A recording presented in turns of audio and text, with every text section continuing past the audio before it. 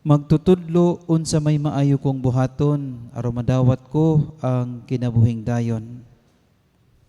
Sa pagtubag ni Jesus niining pangutana niining dato nga batan-on. Gitubag niya una og nganong nangutana ka man kanako kung unsa ang maayo. Usara may maayo ang Dios lamang. Sa akong klase last week, apil ni sa akong gidiscuss dito sa seminaryo, kay gatudlo po ko sa seminaryo, Christian morality. Gingon dito sa filosofiya ni Saint Augustine, God is the absolute good. There is only one absolute good din sa kalibutan, and that is God. Manang everything that He created it in perfect goodness and beautiful, no? Perfect goodness and beautiful. Of course, Ginoo siya muna ang tanan nga iyang mga binuhat maayo pod because He is the absolute good. Munang ningon karon si Jesus, aduna ray usa ka maayo, ang Dios lamang. Now sa pagtubag ni Jesus niini ngadto sa maong batan-on, iyang gipangutana, nagbuhat ka ba sa mga kasuguan? Kung sa mga kasuguan, dayon ningon si Jesus katong 10 commandments, no? Ayaw pagpatay, ayaw panapaw, ayaw pamakak, tahura ang imong amahan o ginahan, higugma ang imong isig ka tawo. So, he was talking about the law that was given to Moses nga mauni ang makapahimo nimong maayo, dayon nitubag ang batan-on. Gituman ko kining tanan. Nagbuhat naman ko ani. Unsa pa may angay na kong buhaton.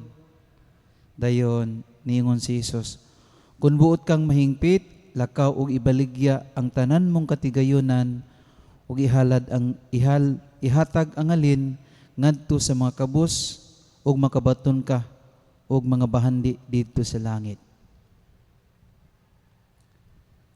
Para kang Hesus, maayo ang iyang gihimo tungod kay nagtuman siya sa balaod. Di ba? Kung magtuman tag balaod, very good ta ngadto sa uban. Pero aduna pay mas very good labaw sa pagtuman lamang nato sa balaod. Ang pinaka very good sa tanan kana bang mabuhat na kag usa ka butang para sa Ginoo. And this is what Saint Augustine said. Doing good is to do our action in conformity with the will of God. O da nang tinuod nga maayo. Nga kanang imong binuhatan, ang imuhang mga buhat must be done in conformity with the will of God. Kana bang nibuhat ka sa kabubuton sa Dios. That is the highest form of goodness, no? Mauna na ang pinaka taas nga ang sa pagbuhat unsay maayo, sumala ni Saint Augustine, when you do the will of God. Now, the will of God is ningon si Jesus, kung mao ka na imong kung gusto kang mahingpit, kaya nagtuman naman kas balaod, very good naman ka. Kung gusto nyo kang mas ma-very good pagyod, ibaligya ang tanan nimong katigayunan o ipag-apod-apod ngadto sa mga pobre. Balik nga ri kanako o makaangkon ka. No, sa makabaton ka og mga bahandi dito sa langit. Sa pagkadungog sa maong batan-on sa giingon ni Jesus, masulubon siya na milakaw tungod kay dili niya mabuy-an. He cannot forgo his possessions. Berigo na unta siya kay matinumanon sa balaod, but one thing nga mao'y nakapahimo niyang dili very good ang iyang obsession sa iyang possession. Ang iyang slavery ngadto sa iyang possession. Again, doing good is to do the will of God. The will of God for him, ibaligya ang imong possession, ipanghatag ngadto sa mga kabos, balik nga ri kanako. Usa ni sa dili mabuhat sa maong patan-on tungod kay nahuptan siya no sa iyahang gugma, sa iyahang mga kabtangan. Munang kung atong lantawon, goodness is, kanabang to do good is not in autonomy ngadto sa Ginoo. One cannot think of freedom without thinking of freedom. One cannot think of goodness without thinking of kanabang gawas nun ka sa paghatag o pagbuhat ni ini. Para sa mong batan-on, he cannot reach this level of goodness tungod kay he was enslaved with his possession. Munang giingon ni Saint Thomas of Aquinas, freedom is when you do good, is when you do the supreme good and you avoid evil. Dili siya gawas nun tungod kay nahuptan man siya. Dili siya kabuhi sa iyang kabtangan tungod kay dili kanabang na-enslave man siya sa maong iyang mga possessions. Which is mao po ng usahay nga kanabang kalabanan, no? Usa po nas mga babag kanato sa pagbuhat unsay maayo. Especially katong mga butang nga dili nato mapurgo. No?